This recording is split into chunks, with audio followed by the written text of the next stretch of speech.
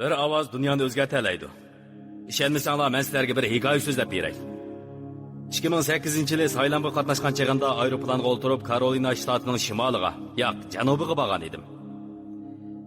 Atdiganda soatning qo'ng'irog'i jiringladi. Bu chog'da men shundoq bearam bo'ldim, chunki bek og'rigan ham zukam bo'lib qolgan edim. Derazaning pardasini qayirib qarasam, sirtda qattiq yomg'ir yog'ib o'tibdi. Yomg'ir yog'ib to'limi yomon bo'lgan edi. Men ishga qistirib qo'yilgan gezni qo'limga oldimda, gezdagi mening yomon xabarim bezliganligini ko'rdim. Ondan kiyimlarimni kiyib, saqalimni yeb bo'lib sirtga chiqdim. Kunlikim bo'raliq yomg'irda ta'tir o'rilib ketdi. Sizlarmi mushunday qishga yo'liq boqammi? Shuning bilan men yomg'irda qoldim. Kiyimlarim chiliq-chiliq o'lib ketdi. Ondan mashinaga chiqib, shofirdan Grenovodga nechlik vaqti bormaysiz deb so'rasam, 1,5 soatda dedi.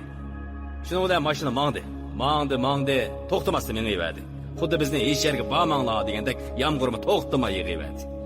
Ben ahire menzilga berip maşinadan düştüm. Yağmurda meni paypıkıma su kirip ketdi. Anda zalga kirsem için aran 15-20 dakika adam o'tiribdi.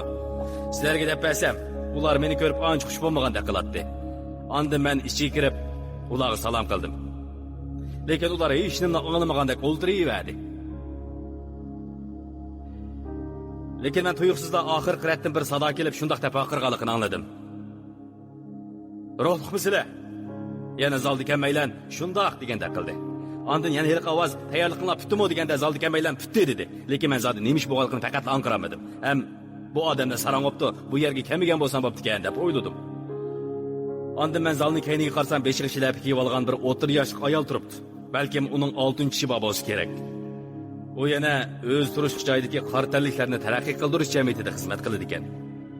Yana kelib, men sizlarga chaqchaq qilmadim, ha? Bu yana bir shaxsiy razvedchik. Bu rost bo'lgan ish.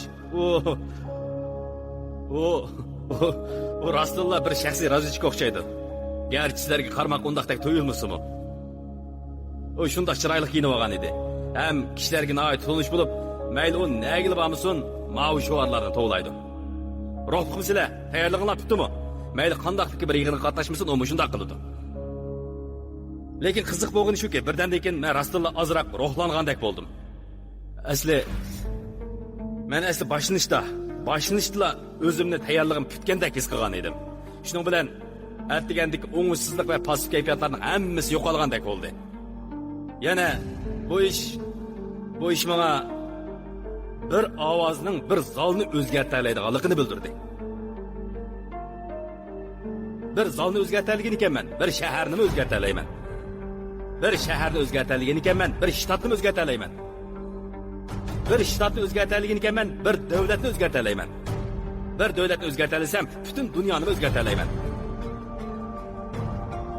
Shunga men sizlardan bir savol so'ramoqchi. Ruhliqmi sizlar? Tayyorlig'inglar tutdimi?